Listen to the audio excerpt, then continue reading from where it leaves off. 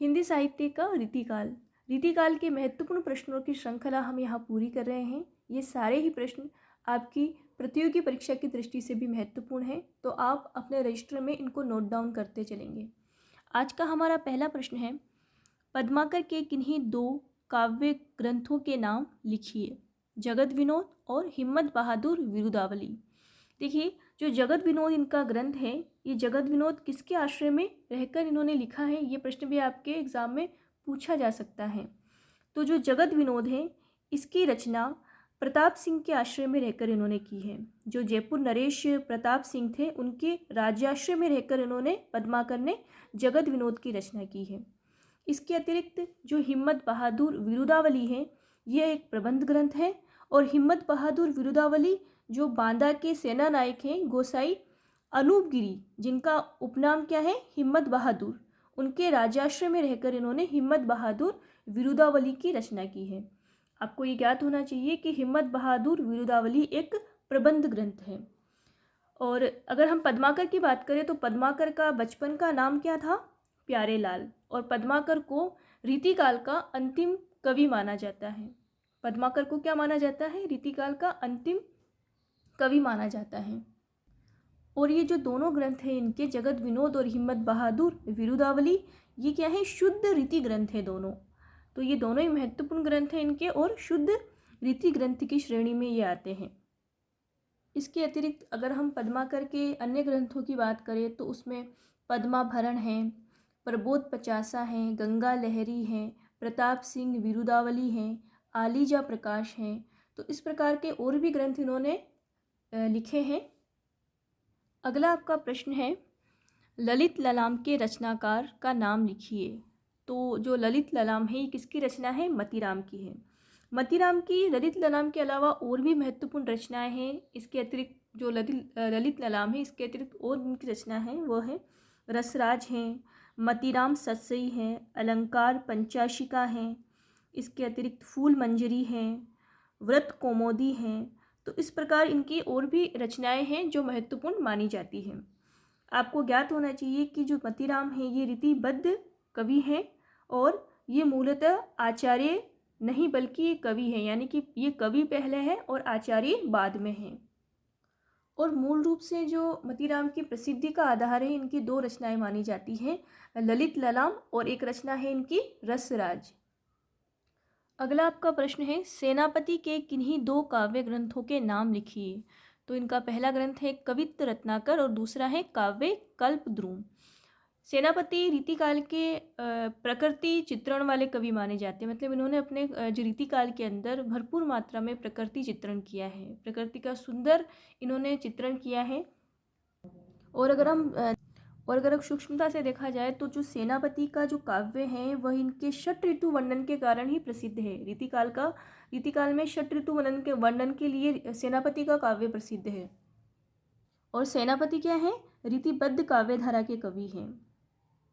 और अगर हम सेनापति के जो षट ऋतु वर्णन है उसमें किस किस ऋतुओं का वर्णन किया गया है, इस प्रकार का भी प्रश्न आपसे पूछ सकते हैं। तो सेनापति ने अपने षट ऋतु वर्णन के अंदर शरद का, बसंत का, ग्रीष्म का, हेमंत का, शिशिर, पावस यानी वर्षा ऋतु का वर्णन किया है। अगला आपका प्रश्न है, जगत विनोद के रचनाकार। ये प्रश्न पहले भी आ चुका है। तो पद्माकर हैं आपके जगत विनोद के रचनाकार। अगला आपका प्रश्न है, मतीराम रीतिकाल की किस काव्य धारा के से संबंध है इनका, मतलब किस काव्य धारा के कवि है मतीराम। तो रीतिबद्ध काव्य धारा के कवि हैं। इस प्रकार के छोटे प्रश्न भी आपके पूछे जाते हैं, तो आपको इस बात का ध्यान रखना है कि कौन सा कवि किस काव्य श्रेणी में आता है। तो आपको ये प्रश्न गलत नहीं करने हैं। हर जो आपके मैंने लिखवाए हैं कि हर जो कवि हैं वो 3 श्रेणियों में बटे हुए, रीतिबद्ध, रीतिसिद्ध और रीतिमुक्त के अंदर। तो मतीराम किस काव्य कालखंड में आते हैं, रीतिकाल की रीतिबद्ध काव्य धारा में आते हैं। अगला आपका प्रश्न है, रीतिकालीन काव्य की मूल भाषा का नाम लिखिए। देखिए, जो आचार्य रामचंद्र शुक्ल हैं उन्होंने मध्यकाल नाम कहा है, जिसके अंदर पूर्व मध्यकाल और उत्तर मध्यकाल। तो पूर्व मध्यकाल तो क्या है, भक्तिकाल है, और उत्तर मध्यकाल क्या है, रीतिकाल है। तो रीतिकाल की जो मूल भाषा है वह क्या है, ब्रज भाषा है। तो यहाँ पर क्या है, साहित्यिक ब्रज भाषा भी नहीं है, साहित्यिक ब्रज भाषा का प्रयोग रीतिकाल के अंदर भरपूर मात्रा में हुआ है। अगला आपका प्रश्न है, रीति मुक्त काव्य धारा के मुख्य कवियों के नाम बताइए। तो रीति काल की जो रीति मुक्त काव्य धारा है उसमें जो मुख्य कवि हम नाम जिनके आते हैं वो हैं घनानंद, ठाकुर, बोधा, आलम और द्विजदेव।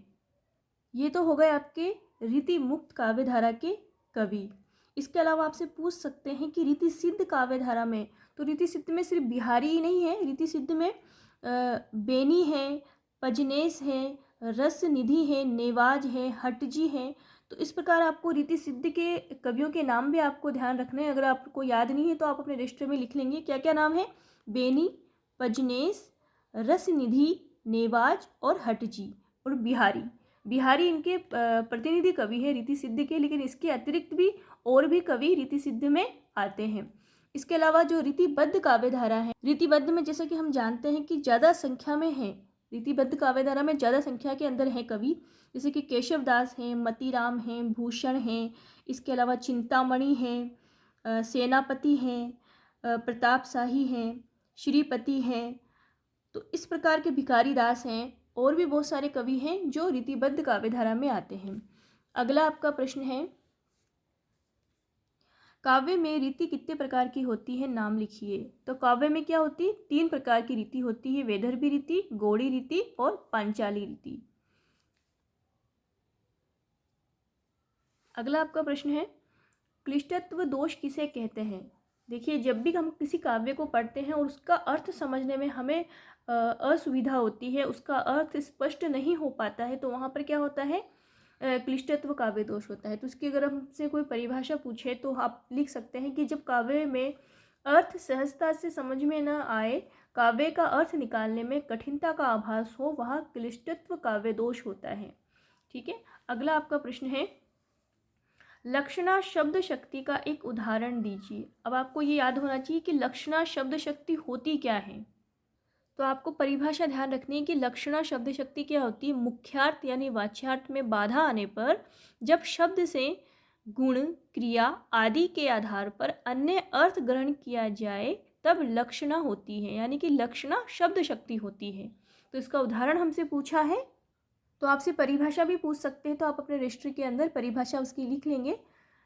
इसमें क्या है उदाहरण, 2 बंदूकों ने सारे गांव को लूट लिया। अब यहाँ क्या है कि मुख्यार्थ में बाधा उत्पन्न हो रही है, तो हम क्या कर रहे हैं, क्रिया के आधार पर दूसरा अर्थ लगा रहे हैं। 2 बंदूकों ने, तो बंदूकों के द्वारा तो कोई गांव को नहीं लूटा जाएगा ना, बंदूक धारकों के द्वारा, है ना।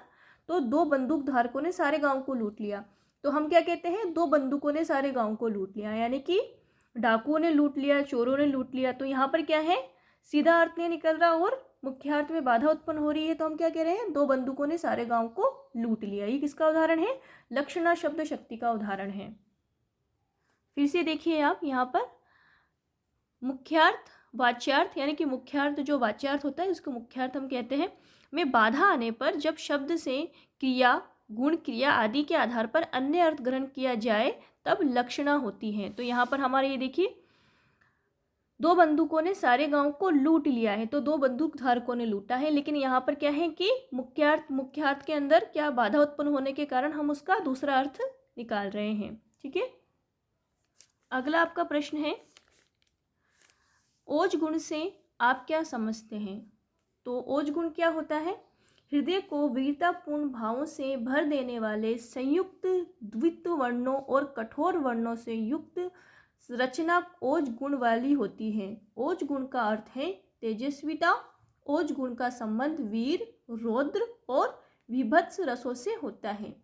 देखिए, आपके जो रीतिकाल है उसमें सबसे ज़्यादा जो ओज गुण किसी रचनाकार के काव्य में मिलता है वह है भूषण। अब आप देख लीजिए कि भूषण के काव्य की क्या विशेषता है, उसे ही हम ओज गुण कहेंगे। जहाँ वीरता की बात हो, शौर्य की बात हो, तेजस्विता की बात हो, वहाँ पर हमें क्या मिलेगा, ओज गुण मिलेगा।